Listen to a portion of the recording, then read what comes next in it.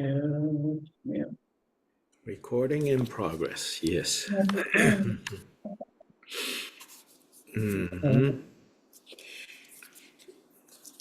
So, chapter 3, we sort of covered, yeah.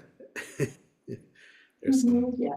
beautiful shlokas, verses in chapter 3, and that is often incorporated into the ritual or liturgical texts found in various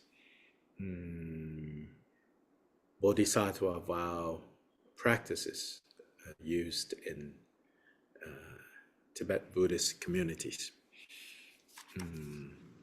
So chapter 3, those shlokas there.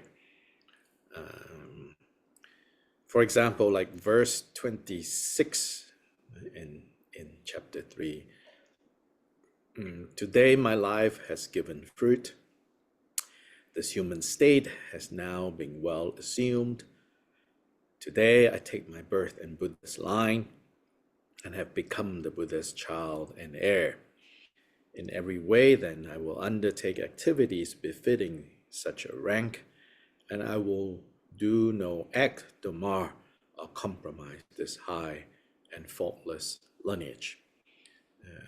These two shlokas, verses in particular, are often found in the text used for giving the bodhisattva vow, and then that text also becomes the basis for one's regular reaffirming that vow. These two verses is called like rejoicing in the fortunate opportunity that we have now, that we have the right conditions, we have the right circumstance to give rise to such a noble goal, such a noble mind, such a noble heart, and a reminder that we are no longer ordinary in the mundane sense of ordinary. I think it's easy to forget that. It's easy to forget that and to get dragged around, even by, we're not even talking about, dragged around by clearly unhealthy, unskillful things. But in some ways, from the perspective of Dharma practice, much of what we engage in that we think is helpful, useful, good, may not actually be. And what's clearly problematic, what's clearly negative, that's relatively easy to recognize. It's those things, those conditions, those situations that sometimes the technical term used in Buddhist text is the near enemies. Meaning these are enemies that masquerade as friends.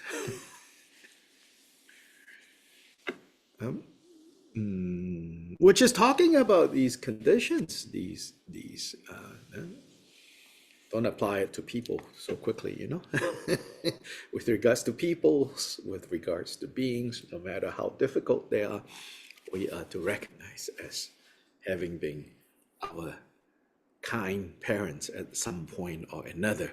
And therefore, if they are now behaving in ways that are harmful to us, to others, to themselves, try to consider how they still are or have one point being kind to us, like our parents have been kind to us, have been kind to us, like people who have been kind to us whom we recognize, but now they have temporarily suffered some kind of insanity, really, right? And you don't toss them out, even if they have dementia, think of it that way, right? Or they suffer some kind of condition where, they have changed. We don't throw them out, we have to, of course, it's not easy, but bottom line is we don't now think of them as enemies. So with regards to beings, now I'm talking about conditions, So it's very easy to be influenced by and dragged around, by these near enemies, conditions, situations that catches, us, and especially catches us and captures us to the degree that we forget, that we are no longer in the ranks of the ordinary. We have now been born into, as it says here, we have now been born into the rank of the Buddha's line. Today, I take my birth in Buddha's line. Today, I have entered the ranks of Bodhisattvas. I have become the child and heir of the Buddhas. And so therefore now I will not do anything to mar or compromise this high and faultless lineage. So we have to live up, to the reputation, so to say, of being in the Buddha's family.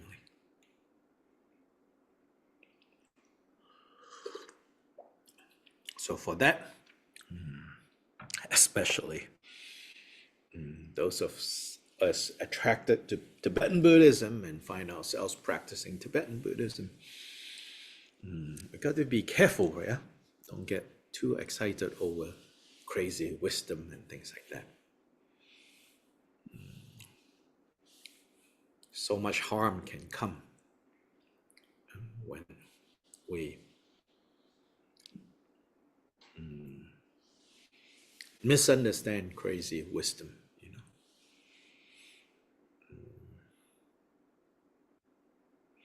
It's one thing to say that we should train our own minds, train our own hearts. And therefore, with regards to how other people conduct themselves, do whatever they do, we consider what they do to be secondary to how we get affected by what they do. Yeah, so that clearly, Buddha taught that. What other people do or don't do is secondary to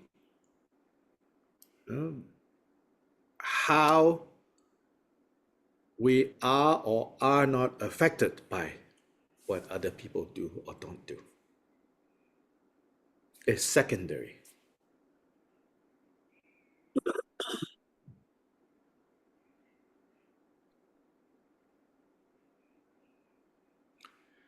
But we should not, that is not like a blank check being signed,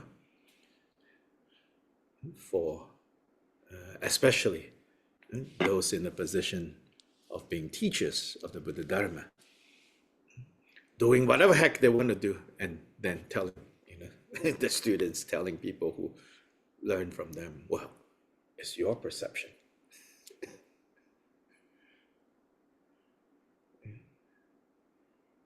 It's your duty is to see what I do in the right way, and therefore it will not be harmed.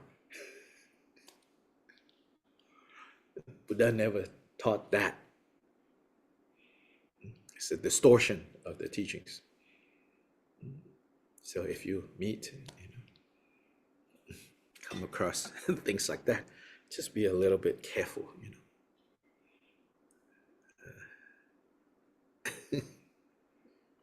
Just think, if this were to happen, right, outside this context,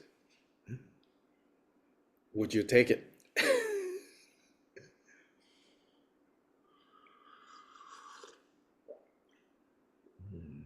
If you want, it should not be double standards like that, In fact, Dharma teaches, have to live to a higher standard. Right? Not just, oh, well, that's not illegal. The rest of the world might now operate like this, Is that legal or not? That should be like the lowest.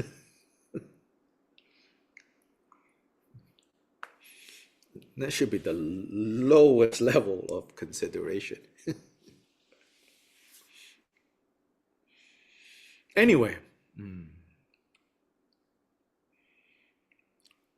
these days, I think, especially those of us, which in this context, I think all of us listening to this live in the US, probably born in the US.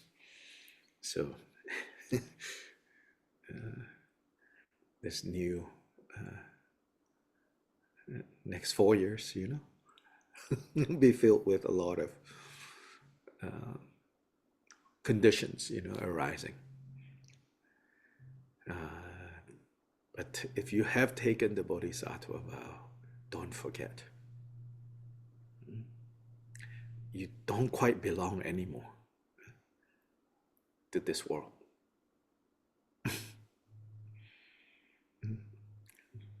Bodhisattvas, when they are represented, in kind of these ideal paintings, representations, they often sit on lotuses, right?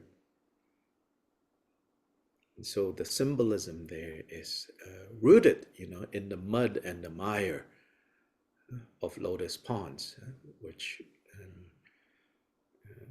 maybe it's not obvious to you guys, because lotuses don't just grow right next to your house, but lotuses grow in muddy ponds.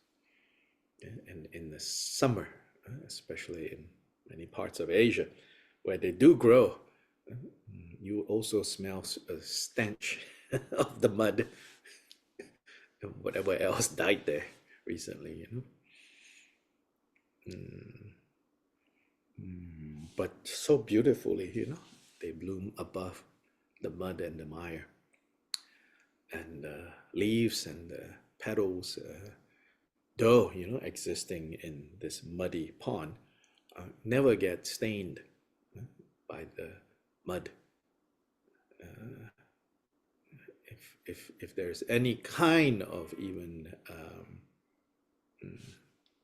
movement, by animals or humans that come through this muddy pond, and this mud splashes on the lotus, whether on the lotus leaf or the lotus petals or the flowers, they have this waxy surface to them, and this grime, this dirt just slides off.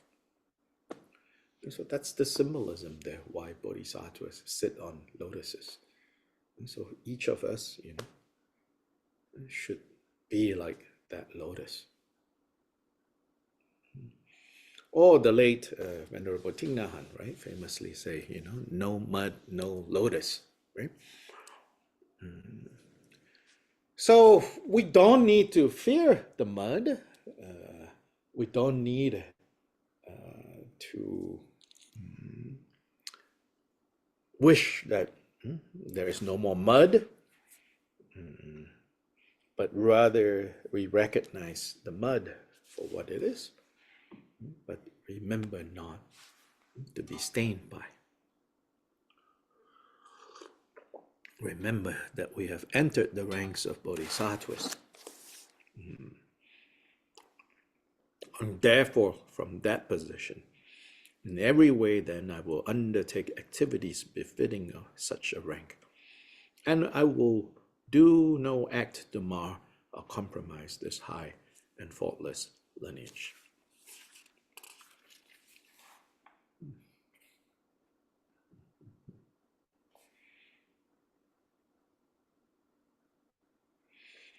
Then the last two verses also appears in these texts, liturgical texts, practice texts for generating bodhicitta, for renewing bodhicitta, for daily remembering bodhicitta, which is living beings, wayfarers upon life's paths, who wish to taste the richness of contentment.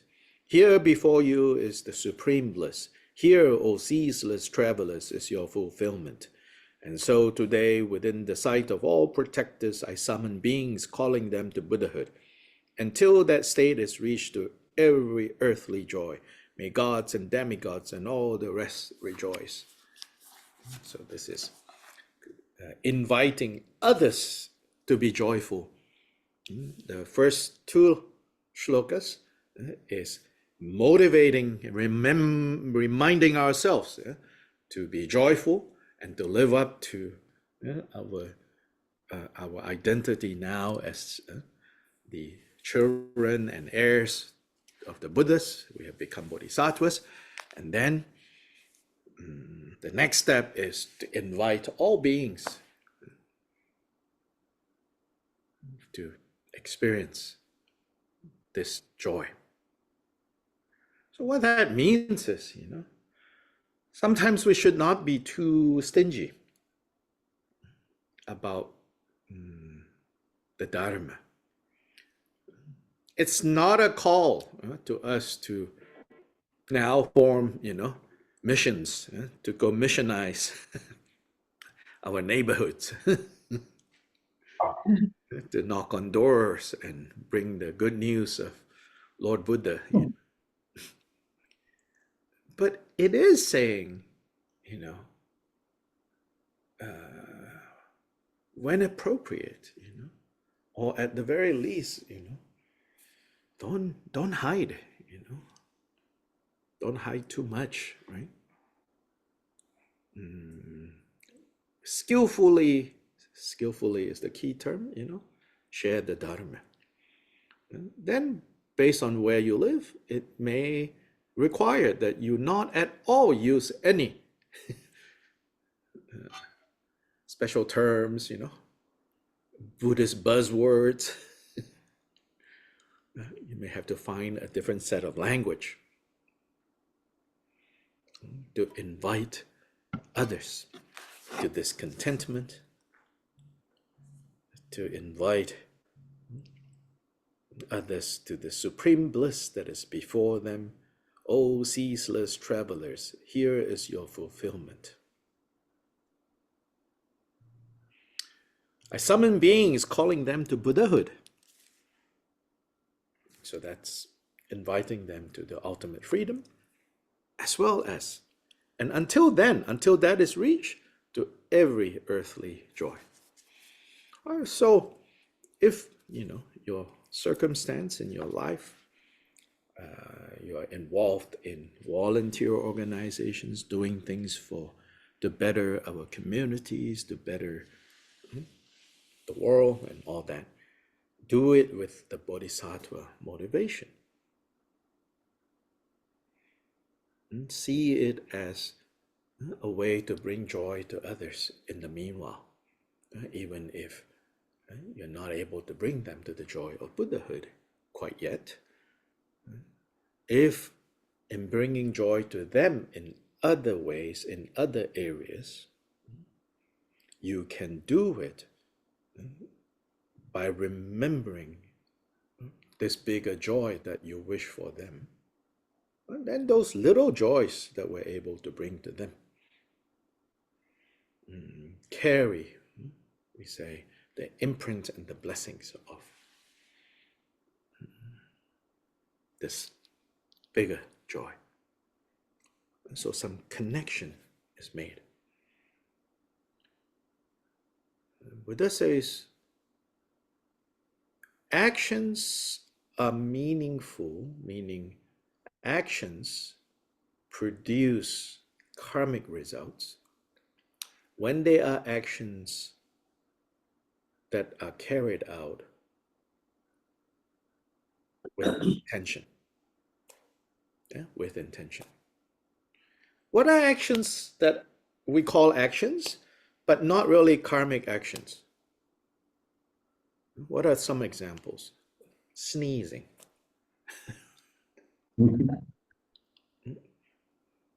Okay, footnote. If you like purposely, you know, like stick something up your nose to cause sneezing, that clearly comes with intention. Especially if you know you have a cold and you know this will probably infect some people. Let me go do it. You know, clearly there is intention there. But otherwise, you know, without provoking it involuntarily, your body sneezes. You know, that is an example where it's not a karmic action. But with regards to these karmic actions, watching those intentions.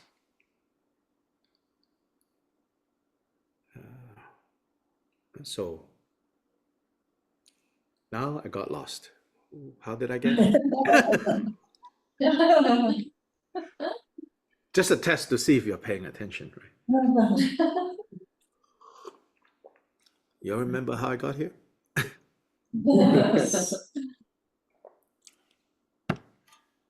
No, seriously. Well, yeah, towards, we were at the very end of, like, you just covered the last few stanzas. of chapter Yeah. three, And then started talking about. I mean, the chain of the immediate kind of reason to talk about karma was, I forgot already. Maybe behaving like the heir of a Buddha. Behaving like the heir of the Buddhas. Yeah, so in terms of We actions. can mess up Yeah. unintentionally with our near, enemies. Yeah. Yeah, I think general conduct, as an heir of the Buddha. Yeah, right. Yeah, so among others, right? Yeah, among others, right? So, you know, we watch, you know, well, so that you don't panic, you know, I'm not losing my mind completely. It's just I've been the last few days translating a text that involves this discussion about karma. Then, of course, I'm also doing this course on karma. So then when I kind of footnote myself into something about karma, then I get like distracted by, oh, and then let me tell you about, you know. Yeah. That's okay. We don't mind. Then I've gone somewhere else, you know, the chain of thought here.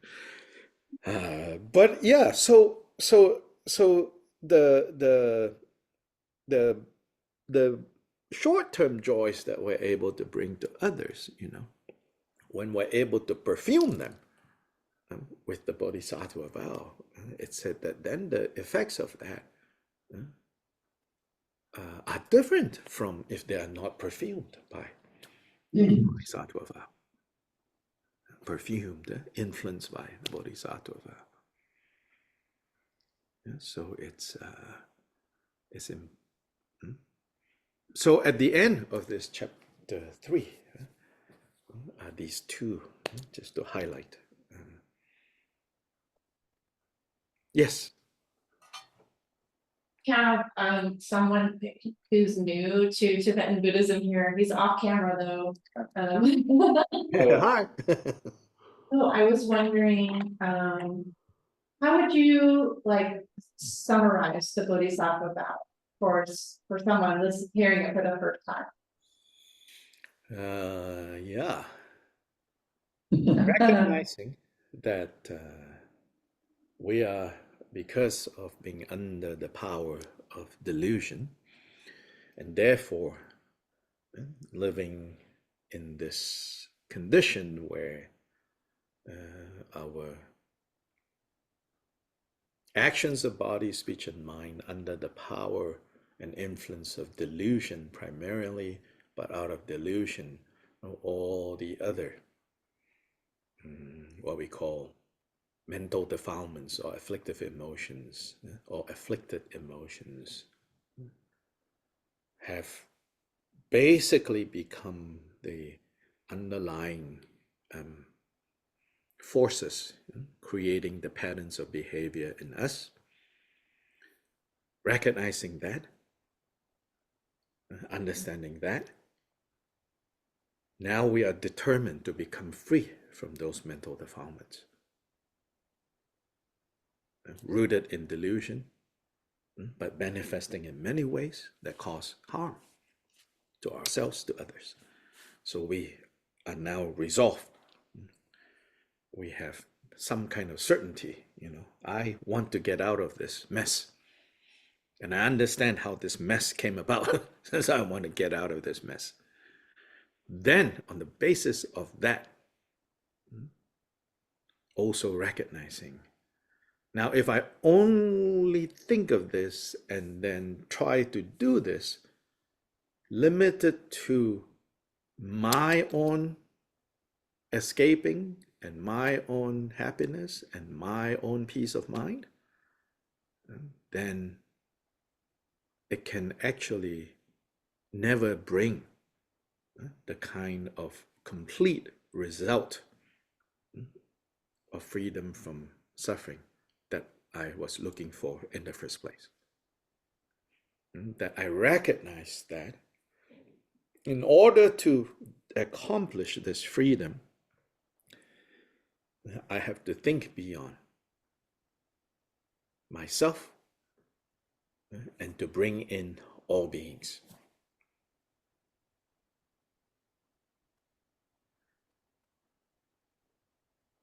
Can I ask you a question? And so on that basis, now doing the same thing, undoing those programs, right? Clearing the unhelpful, unhealthy forces, the mental defilements that set the programs for suffering. We're still doing the same thing, but now motivated by not just our own welfare, but the welfare of all. This is the Bodhisattva vow. This is the Bodhisattva attitude. This is the Bodhisattva commitment. This is the Bodhisattva way of life.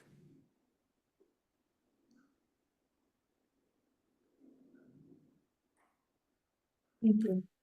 And this, right? Even as you go about doing this, you don't leave behind as well the understanding as well that, but when it comes right down to it, there are no saviors in the Buddhist understanding of things. Meaning, nobody has the power to take someone out of confusion and put them into enlightenment. If that was possible, the Buddhas, the enlightened ones, in their great compassion and loving kindness, would have done that long time ago by just snapping their fingers and then we're all home free. That's also not possible. But that impossibility does not cancel out the necessity and the wisdom of saying and meaning, not just saying, but also meaning this intention. Like, I shall clear all my delusions, my mental defilements, not only for my sake, but for the sake of all beings without exception. Yeah. These two have to always be together, these two aspects. Yes, there was a comment, a question. It's about navigating these difficult times. The people, for example, I volunteer Mhm. with a bunch of people who are extremely happy about the outcome of the election Mhm. recent. And, you know, I am not, and I think about that bishop who spoke, you know, on inauguration day, Mhm. just said, could you be merciful? Mhm. Anyway, is it a bodhisattva action to, if someone's in front of you going, oh, we're so good, did we finally get blah, blah, blah, and you could say, can you say, I am not happy, I'm sorry, but I like you, I'm happy for you that you're happy, but I people who's grieving right now, so please don't, you know, dance on my grave if you don't want to. I don't know, it's like, does it mean that we have to just eat our feelings and not share them, or is that, I don't know, what do you think? Well,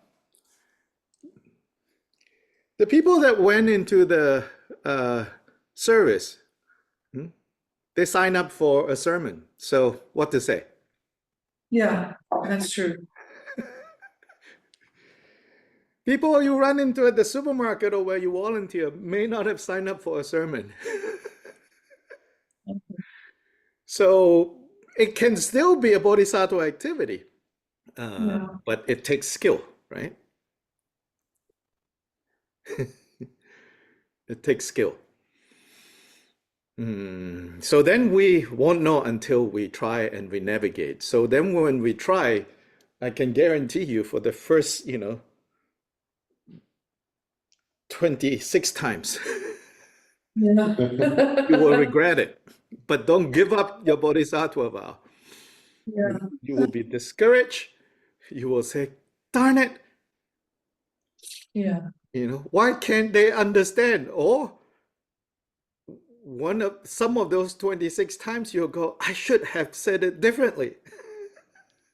Yeah. So expect all of that, right?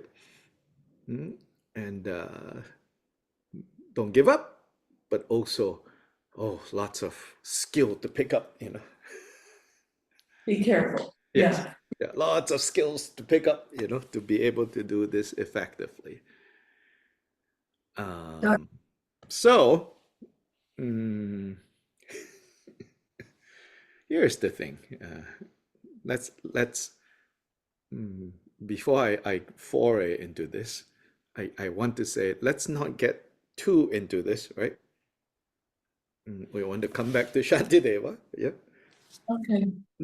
Not that you should not, right? I mean, the whole point of studying Shantideva is so that we can apply it in our lives, right?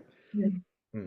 But we really, if we were living together in a monastery or monastery-like setting, then yes, we can not only study the words of Shantideva, we can also, right, have all these deep, meaningful conversations about how to manifest Shantideva in our lives, which is essentially what your question is.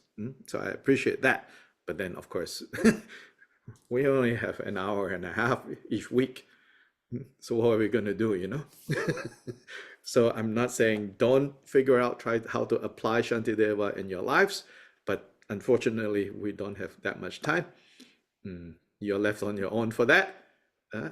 We're mostly focused on Shantideva. But having said that, here is my 2 cents on that, right? First thing is, I think I was reading David Brooks, his most recent, again, we don't have time to get into all of, whether he got it right, he got it wrong. One thing I came away reading that, which is something I've been thinking about as well, it's like,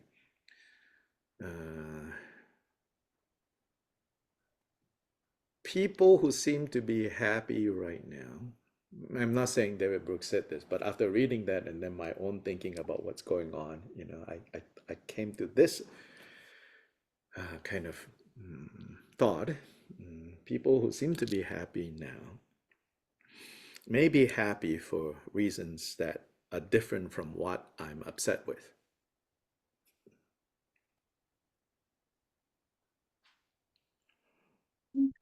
There's some discrepancy between those two. like what I fear, what I'm sad about, what I'm, you know, terrified about and upset about and offended by may not be the reason that majority of the people who are happy now are happy. They're happy about some other things. Yeah. Meaning it's not automatic that they are all like, yay, right? Now we're going to go harm, which is what I think is what's going on. Now we're going to go harm these institutions, harm these people, harm this world. Yeah, they're not happy because of that, right? So that you know, it's like I should try to remember that. Then second point. Again, this may not be Dharma. This is just my feeble attempt to apply Dharma in daily life. I said, well, I thought it was an elephant and I thought it was a china shop. And I did what I could to prevent the elephant getting into the china shop. But unfortunately, the result is the elephant is now in the china shop. So what do we do? Well, the other people wasn't convinced that it was an elephant and that it was a china shop, and they see no problem letting the elephant into the china shop. So now what should I do? Well, I tried, but maybe it is not an elephant, maybe it is not a china shop. Well, time may tell. Time may tell all of us if indeed it was an elephant that we has let into the china shop.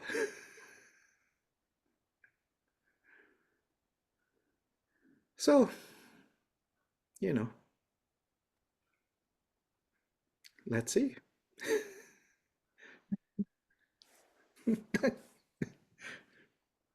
It's like, you didn't think it was an elephant and you didn't think it was letting the elephant in the china shop? Well, now that the elephant is in the china shop, you know, maybe it'll take a while before.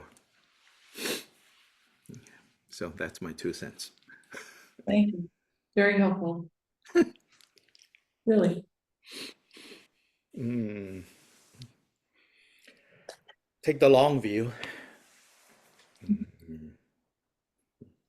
Dr. Luck, can I ask you a question about the Bodhisattva vow again? Yeah. You mentioned the two things about seeking liberation for ourselves and others. Those 2 points include they both have to go together. Shani David was very clear about this, so we picked this up in earlier chapters. The meaning of seeking refuge or for others, I interpreted that to have more to do with by merit, not by physical intervention. It's not like we're supposed to go out and prophesize. I think you specifically said that's not the mission. Yes. It has more to do with meritorious deeds and Yes. meritorious actions Yes. as a way to generate merit to Correct. liberate others. Correct. To provide conditions for others' happiness and, you know. Yes. So this is not a charge for us to get up and go attack the enemy. No, but it's also not saying that there's nothing we can do, you know. We can feed the poor, we can, you know, not participate so much in the, you know, creation of things that, you know, inevitably result in more people becoming poor. You know, there are lots of things we can do. As well, you know, but it's also not Yes.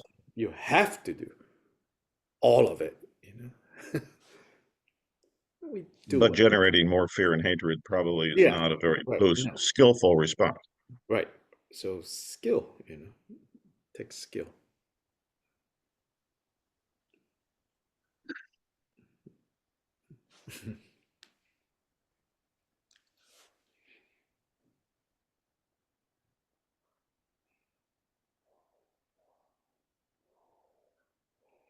Yeah, as I was saying, we have to take the long view. And then in the context of Bodhisattva vow, it's called 3 incalculable eons.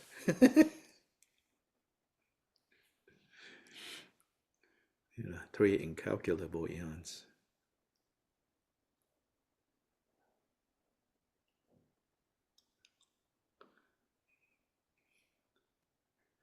Then when we add the Vajrayana, the Mahamudra, or Dzogchen, or even Zen perspective, which is also Buddha's teachings, we also have the notion of, this present moment being the moment to become awake, to become Buddha. Both are true.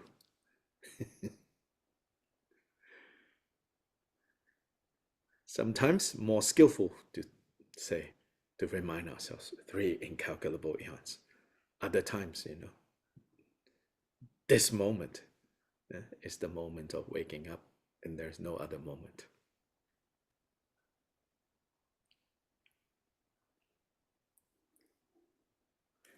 These are resources the Buddha gave for us to use, to transform suffering.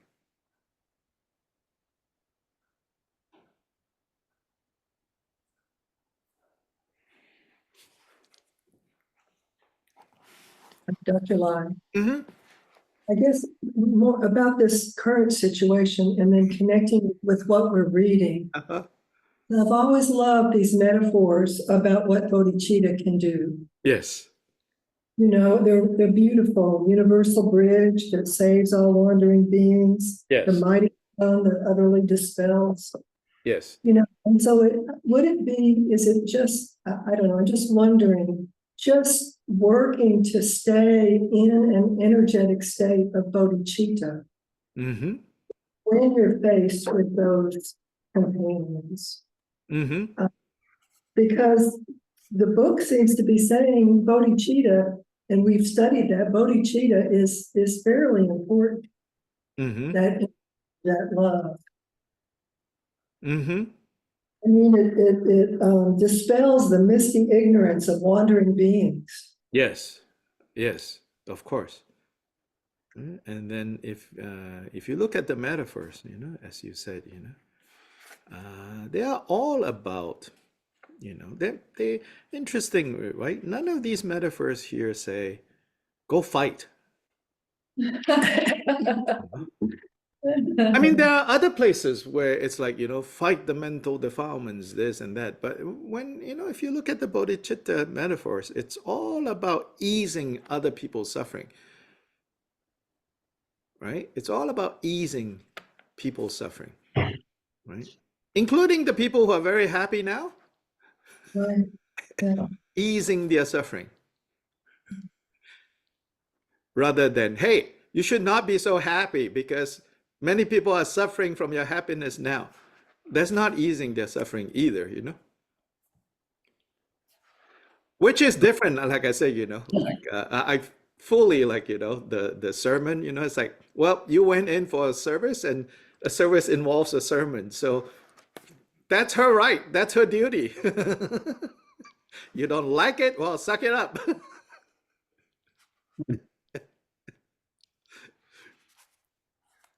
Yes. It has always seemed to me that acting on we're Bodhis, we're got the vow under our belts and we're going to go out and be do-gooders.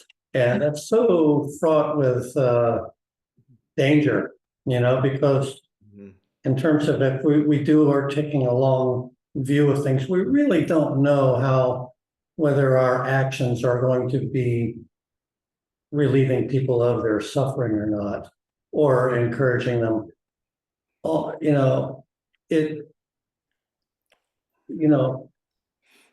It's just hard to say what our actions will be doing. How they're helpful. I mean, obviously there's the very, very kind of plain ones where give food, you give that kind of thing. But outside of that, it gets really complicated because we're still confused people, you Sure, know? of We're course. still confused about our own, Buddha nature. Yes. And so it's easily corruptible and easily, feeds into our ego as opposed to kind of Yes. wearing it down. And so it is much more attractive to, work on my intentions Mhm. than like, oh, well, my intentions seem good. And then it's like, well, are they really? Right, right. Yeah, always, but I think, I also think, like Cheryl, what you said, about the people you work with, right? So, mm, if you really felt called to do something, I think it will have to come from the direction of trying to understand from them, what kind of suffering led to them now feeling happy about what's going on, right? So this is seeking to understand other people's suffering. And that we can always do, We're not like, thankfully, none of us are like, needing to sign any legislation, to come up with programs that will solve people's suffering. I don't even know where to start, if we landed in that situation. And thankfully, like we can't even do that in our homes, You have a spouse, you have a kid, you have a parent who will go, well, I disagree with your legislation for this house.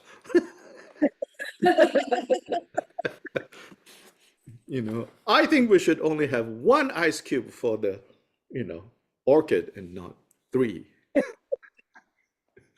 You can't legislate that.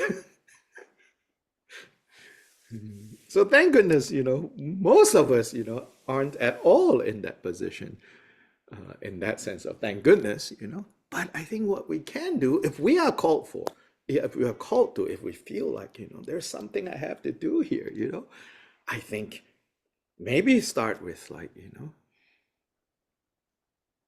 what am I not hearing, about your fears, your suffering,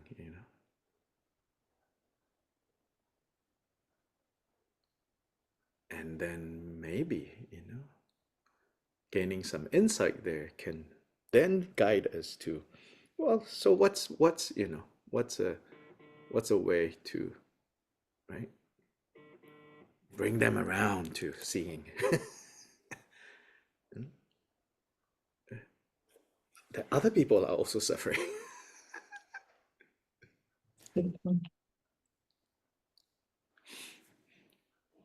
Yeah. Anyway, right? Carefulness, chapter 4. Carefulness.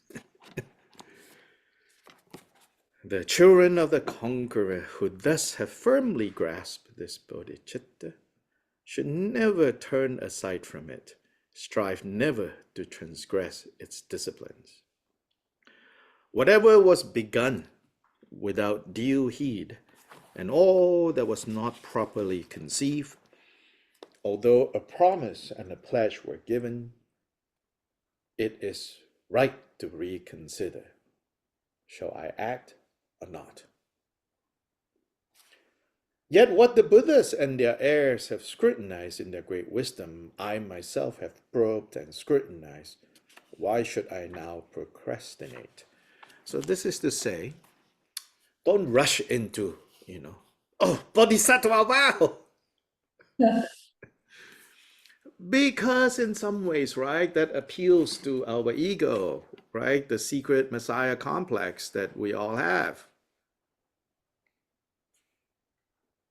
Tong tong tong, right? Your theme song comes on. You're doing something great. You're benefiting others. All of that. He says, here of course, the main point here is like, you have considered, you have scrutinized, and your consideration and scrutiny is in part based on your trust in the Buddhas. And so they have considered and they have scrutinized and they have recommended. Well, that may be true for Shantideva's immediate audience, may not be true for you and me, so therefore do not be in a rush. Consider this carefully. Now, once you have considered it careful enough, because there's no end to considering, especially if, we're addicted to thinking. Thinking because, I can think myself out of suffering, which we all know that's not possible. But nonetheless, some of us are addicted to thinking. Then you're like, I got to think more. I got to think more. I got to think of all the reasons why this is not true. And then most of these reasons are abstract, right? That's waste of time.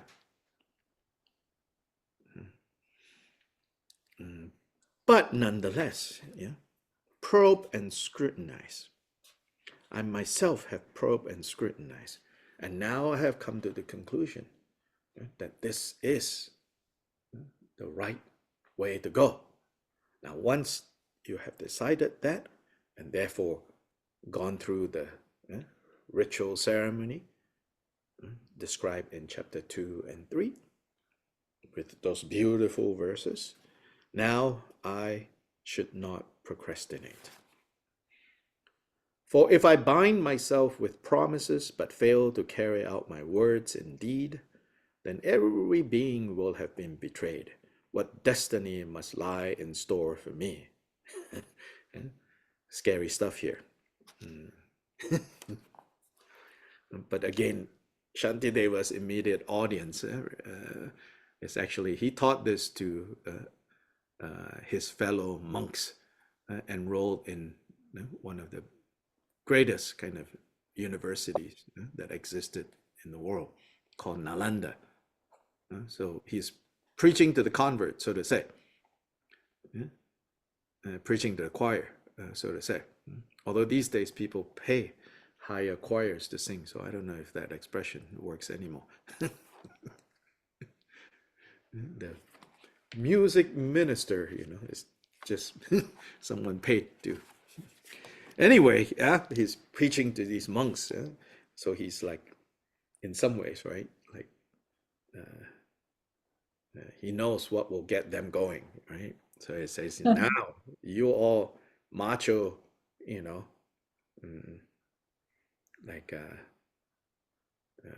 want to do good. So now don't procrastinate. Now you need to live according to that vow that you have taken.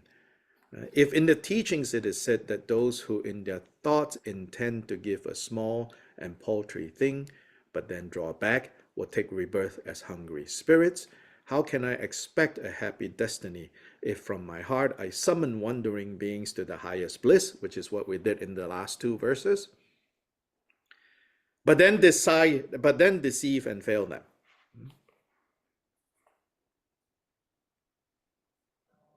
It says, now you can't back down anymore.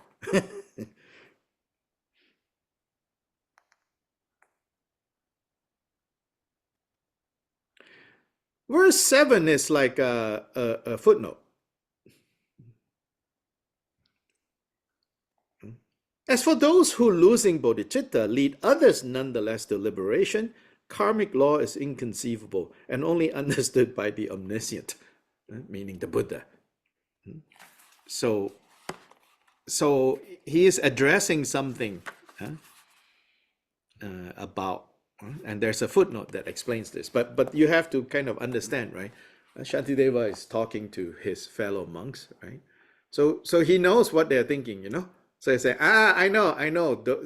You guys over there will remember and can even quote cases where people who lose their bodhicitta, but somehow is able to lead people to enlightenment. So it's not such a big deal if I, go back on my words now, or if I, procrastinate. He said, no, you should not consider those rare cases.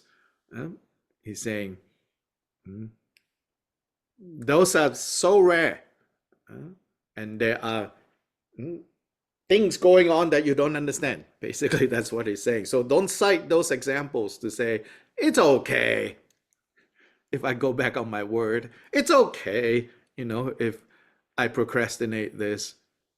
Yeah, he says, no, it's not. But instead, he continues, this failure for the bodhisattva is the gravest of all downfalls. For should it ever come to pass, the good of every being is being thrown down, is being thrown out. And anyone who for a single instant halts the merit of a bodhisattva wanders endlessly in evil states, because the welfare of all beings is reduced. And so don't diminish. Almost taking a third person attitude to yourself, like don't let your lesser self, so to say, undermine the intentions of your greater self.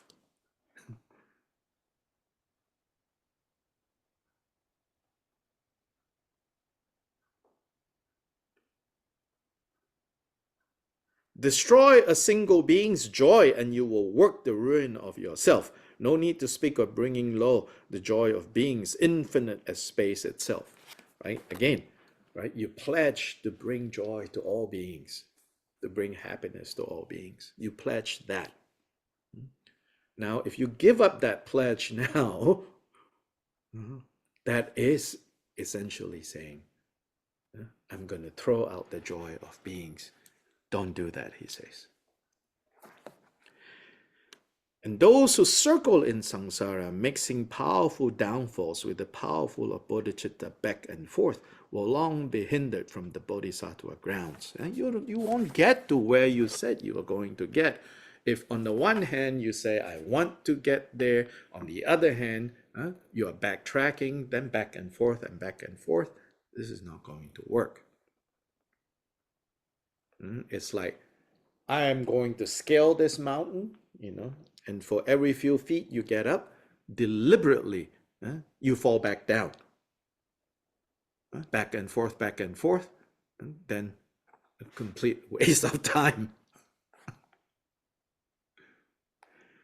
And so, according to my promise, I will act attentively.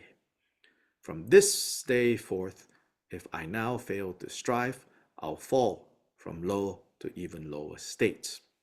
Striving for the benefit of all that lives, unnumbered Buddhas have lived and passed away, but I, by virtue of my sins, have failed to come within the compass of their healing works.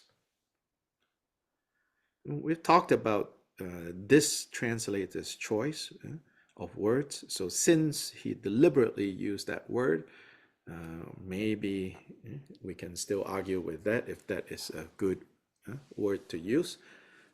The main translator, even though this is attributed to a group called the Padmakara Translation Group, at least the version that I have, but the main Padmakara group is a group of translators, but for each project they do, there are like a couple of key translators, and then the rest of the team are involved in a more peripheral way.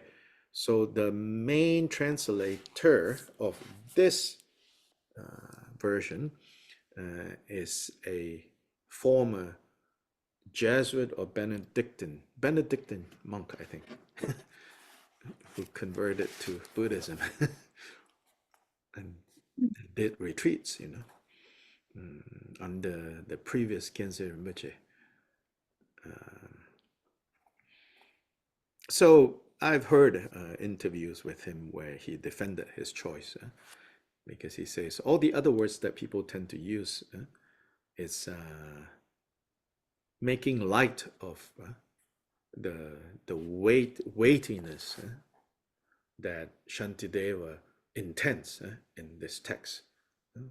So that if you say negative actions or misdeeds, it says, yeah, that might make people feel better, but it's not faithful to the weight Shantideva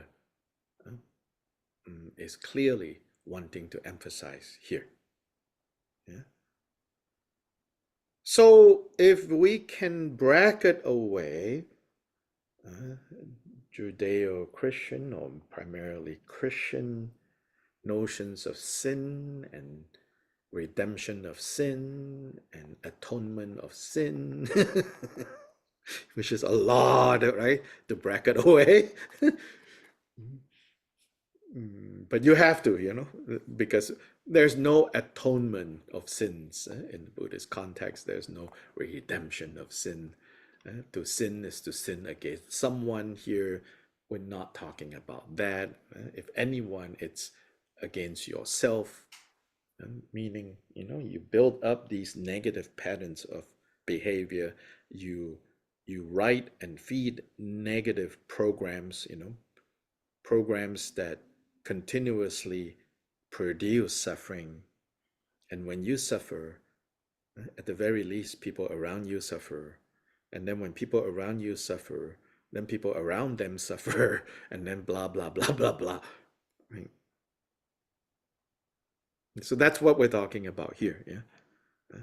So if by virtue of my, right, acting unskillfully, by my sins, have failed to come within the compass of their healing works.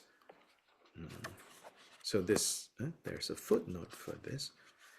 The ability to perceive and benefit from the teachings of a Buddha requires the correct karmic disposition and implies the presence of considerable degree of merit in the mind stream of beings concerned.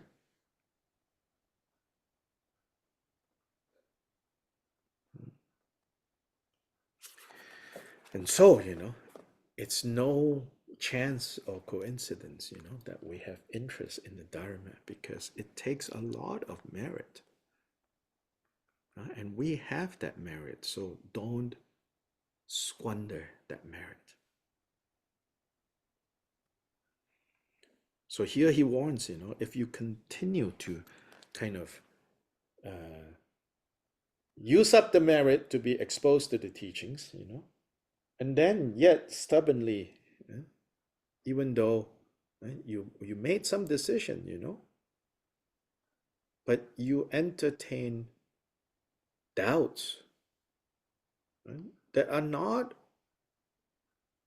not helpful. Here, right, it's not saying you don't investigate. There are different types of doubts. Certain types of doubts are part of the process. And they come up as part of the process where you work with them. There are certain types of doubts, other types of doubts that also come up in the process, but they don't stand, like reasoning don't stand with them. Those types of doubts has more to do with perhaps is rubbing up against, right, the negative habits that we have formed. So those habits are being threatened. So then the kind of doubt that will not entertain reasoning, those types of doubts,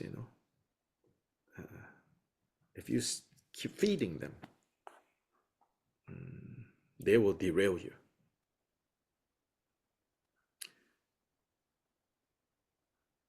If I continue to behave like this, and I will suffer pains and bondage, wounds and laceration in the lower realms. The appearance of the Buddhas in the world, true faith, and the attainment of a human form. The point is, we all have this now. An aptitude for good, this as well, we all have this. All these are rare. When will they come to me again? Today, indeed, I'm hale and well. I have enough to eat and I'm not in danger. But this life is fleeting, unreliable. My body is like something briefly on loan, briefly lent. And yet the way I act is such that I shall not regain a human life. And losing this, my precious human form, my evils will be many, virtues none. Here is my chance for wholesome deeds, but if I fail to practice virtue, what will be my lot? What shall I do, bewildered by the sorrows of the lower realms?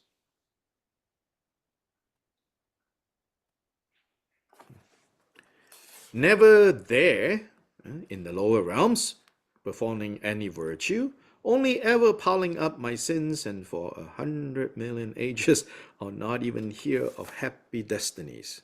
This is why Lord Buddha has declared that like a turtle that perchance can place its head within a yoke adrift upon the mighty sea, this human birth is difficult to find. So this, some of you may be familiar, right? In the way this whole section is saying, even though, yes, the words there is pretty heavy,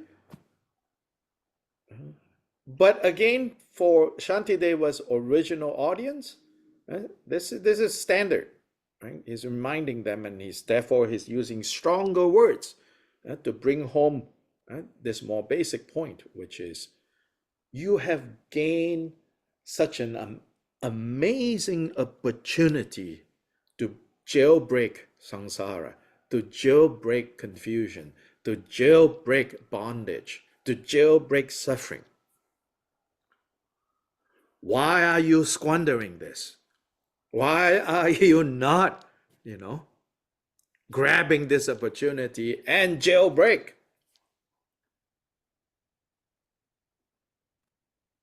If you fail to do that, then you would have betrayed your own interests and the interests of others. Don't get distracted. Stay focused. That's what, Shantideva is saying.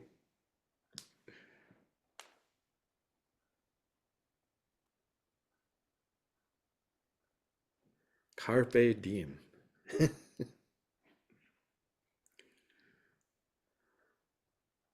Now, to do what?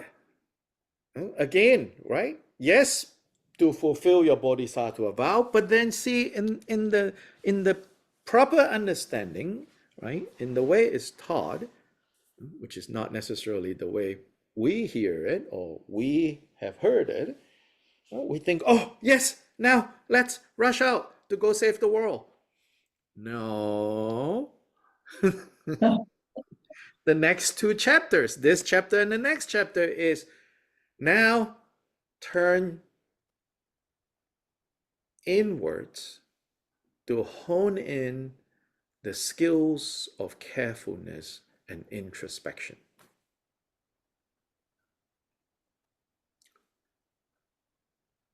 Now start developing these two mental and hard qualities that are necessary. Start that work now.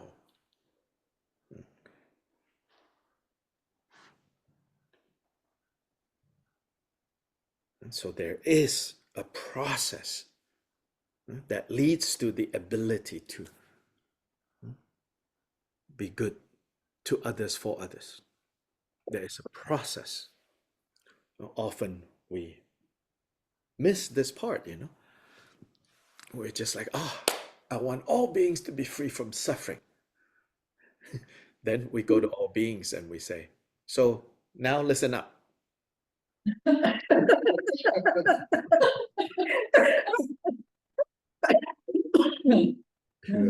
And then they don't listen. And you're like, what's wrong with you?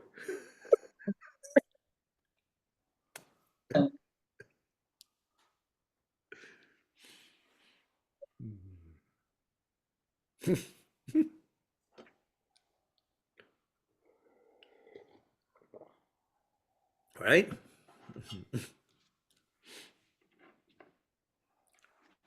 Yeah, so this chapter, carefulness and introspection, vigilant introspection, is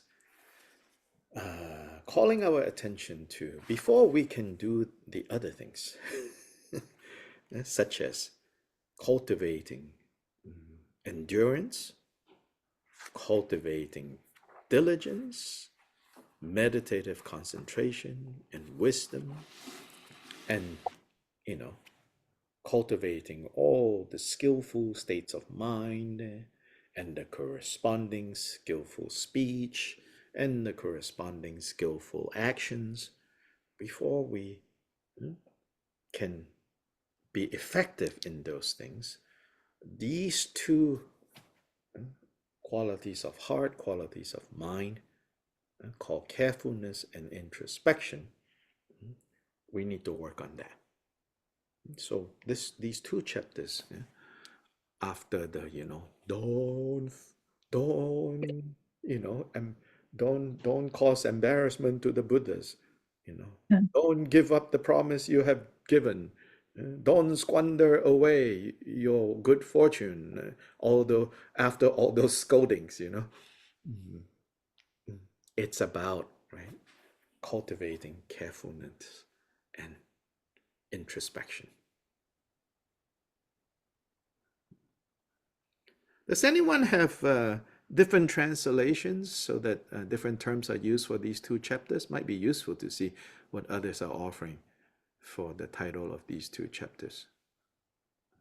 Well, I have the old one. It's called awareness in my version, and this is the same version that Emma used in her No time to lose? yeah, No Time to Lose. So she calls it awareness too, but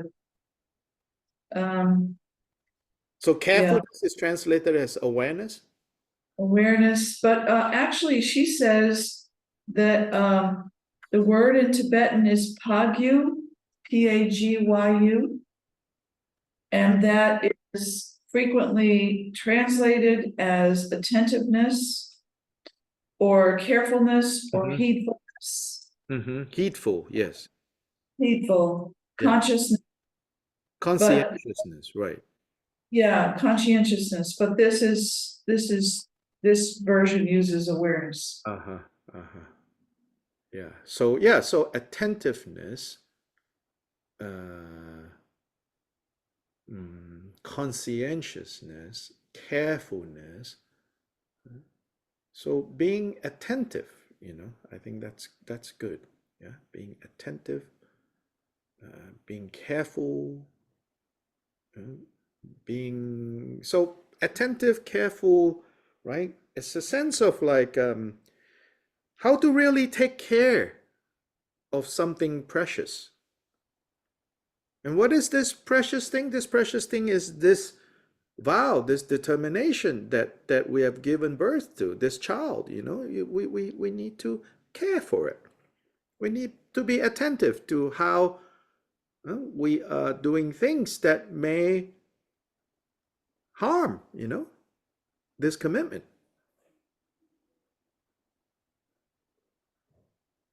So Dr. Lai, she also prefaces this chapter with by saying that all the harm we ever will experience comes from our own emotions and our reactions to them.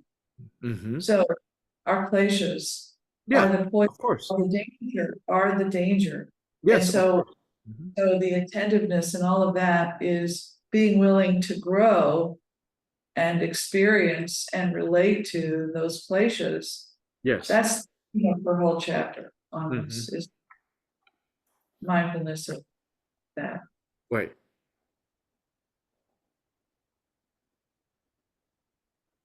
Yeah, carefulness and attentiveness. Yeah.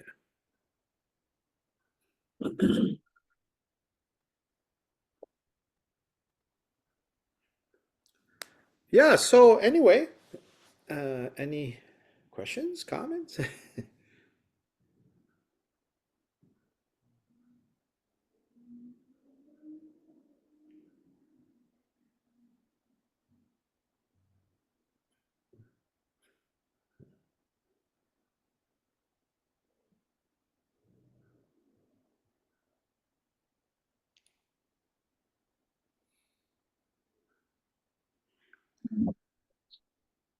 So I am, just FYI, the next couple of Sundays, I will be in Peru. So I won't be able to meet with you guys. Then after that, there are a few Sundays where I will be still in this time zone, more or less. Then I should be able to meet at least a couple of times. Then all of March, I will be in an opposite time zone, which makes meeting difficult. It means being up at the middle of the night for me. I'll be in India for 1 month, all of March, for further transmissions from the head of my lineage. Then I'll be in Malaysia for a month.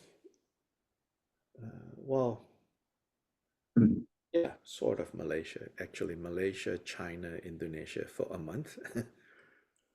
All of April. All of April, I'm gone as well. And then early May, I will come back to the US.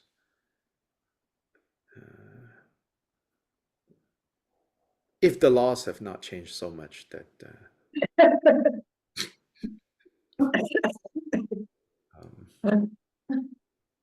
Is that, is the China, Malaysia, Indonesia, is that another tour that you're leading or no? no. I go to Malaysia to see my mom and then I'm taking her to China with some cousins and sibling. Oh, cool. For a tour to one of the ancient capitals of China called, well, in its heyday, it's called Chang'an, which means eternal peace. It's also where I think some of you may know the terracotta soldiers, Oh, yeah. that area. Oh, So we're going for 8 days or something like that, and there's like, it's like it's a family thing, like eight people from various sides of the family. Then Indonesia, we are planning a retreat with a group that has been in the last year have asked me to do Zoom things for them. A younger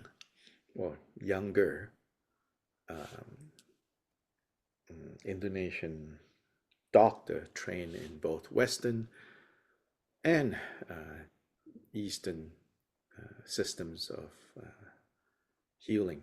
So he's an MD as well as a Japanese style acupuncturist, and he has a mostly online community of a couple of hundred people that follows him. Very articulate and charismatic. But in the last year, he has kind of reached out to ask me to anchor for him things that he can't do himself or feels that he cannot do. So he has requested an in-person retreat in Indonesia. And interestingly, in that group, there's a good number of Muslims and Christians involved.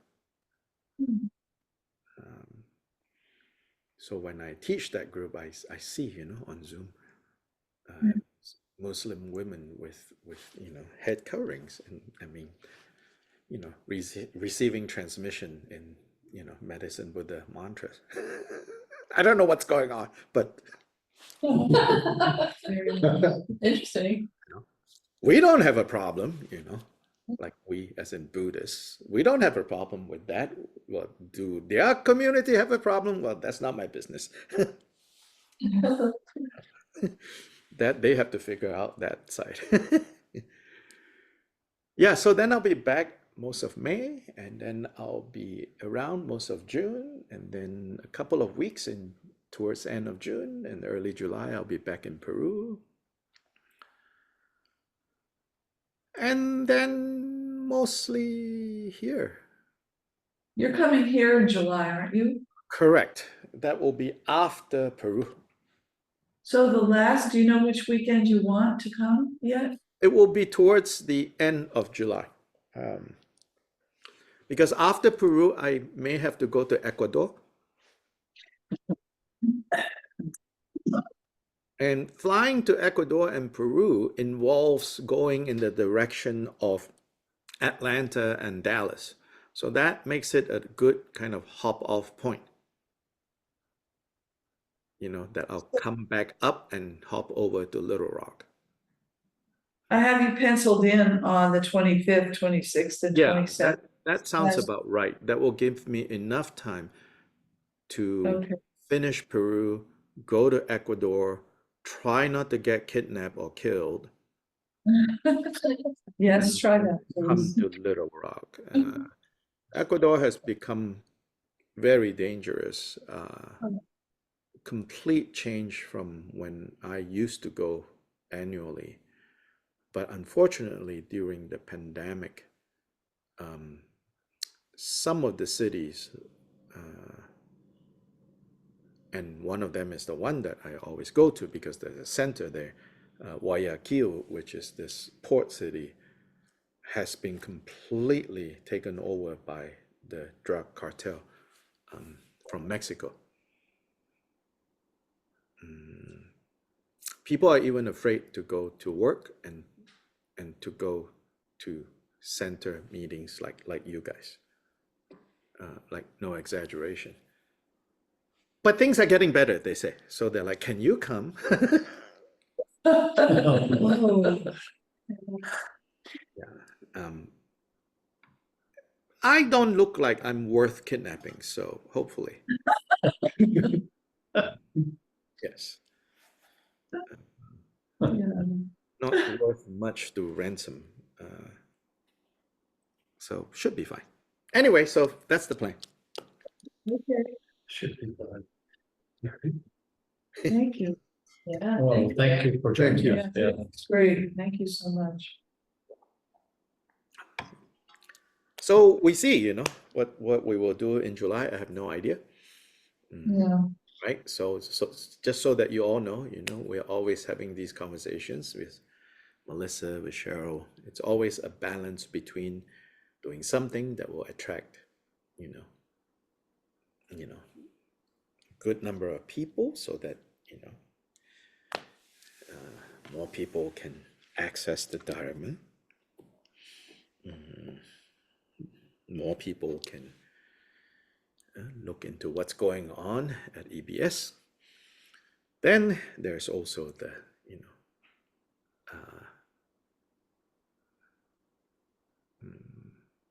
helping the Sunday group kind of grow deeper in what they're doing. So we are attentive to this slight tension, you know, because sometimes it's kind of moving in different directions. But at this point, I think maybe the broader focus would make sense, it seems. We tried to, in the last few years, kind of help the more narrow to grow deeper. But at this point, I feel like those of you who are trying to grow deeper, you have to do it yourself. Not all by yourself, but you have to do it yourself by linking to things that are going on, programs provided by other, you know, such as, you know, what Cheryl and Mick are doing. Yeah, so.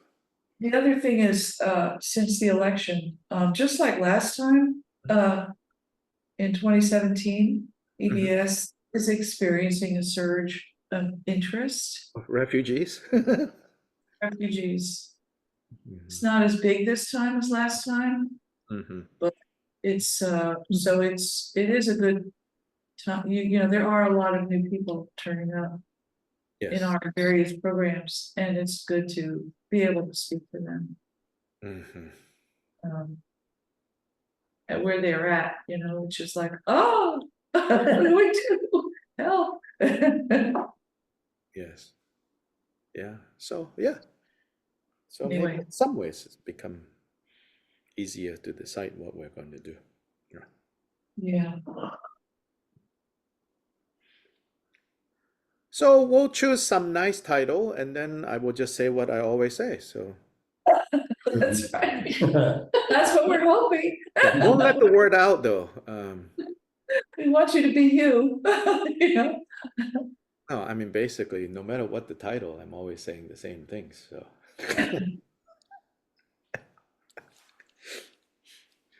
So, okay, Tata, I need to run. Okay. I leave for Bye. Peru, on Thursday. Between Thank you. now and then, a few things I have to do. All right. Okay, thank you, Bye-bye. Marty. Thank you, Bye-bye. Dr. Long. Cheers. Oh.